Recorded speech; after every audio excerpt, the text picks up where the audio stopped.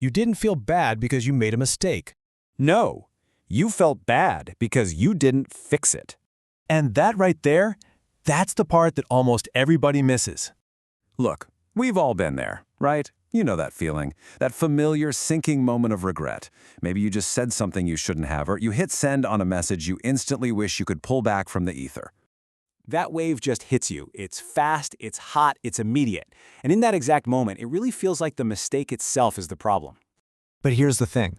It's not. The mistake? It's already over. It's done. It's in the past. The real problem, the thing that actually determines where you go from here, is what happens next. Because this is the moment where almost all of us get it completely wrong. You start replaying it in your head, right? You cringe, and that internal monologue kicks in. Why did I do that? And then it shifts. It escalates from what you did to who you are. What is wrong with me? And right there, bam, something fundamental just changed. You're not trying to solve the problem anymore. Instead, you're just judging yourself. And that, my friend, is the trap.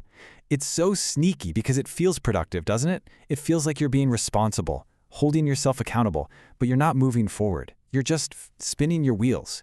You're stuck. And getting caught in that trap, that's what kicks off this whole endless guilt loop. It's why this same pattern keeps showing up in your life over and over again. Listen, it's not repeating because you're a flawed person who's just destined to mess up. No, it's repeating because you're stuck responding in the exact same ineffective way. I mean, think about it. You make a mistake, you feel that awful pang of guilt, you sit there and beat yourself up, and then what? You just try to move on, you never actually fix anything, so of course it's going to happen again. Nothing has changed. See, this is where we get guilt completely backward. We're taught to see it as a punishment, a feeling that's supposed to make us feel bad, to teach us a lesson. But what good is a lesson if you don't do anything with it? A lesson is absolutely meaningless without action. And without that action, the guilt just hangs around. It gets heavier, and that weight creates this pressure that makes you want to avoid it even more. And now you're locked in. A mistake leads to guilt, which builds into pressure, which leads to avoidance, which all but guarantees a repeat. That cycle is what's trapping you, not the mistake itself, your responses.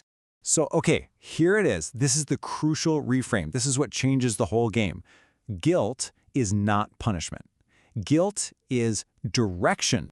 It isn't there to make you suffer. It is there to show you exactly what to fix. It's a compass, and it is pointing directly at the problem that needs your attention right now.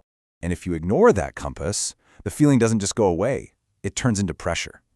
So every single time you feel it, you have two simple options. You can sit in it and let it fester, or you can use it. That's the choice. The signal was sent. The question is, are you going to act on it? So what does it actually look like to use it? Well, it all comes down to 3 steps. They're simple to understand, but they are so powerful when you actually do them. First, the moment you feel that guilt coming on, just stop. That's it.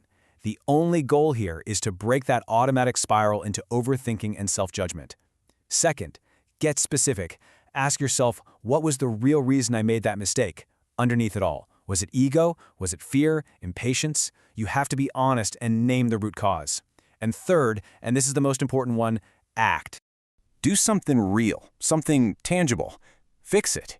Say what needs to be said. Address the situation directly, and do it without delay.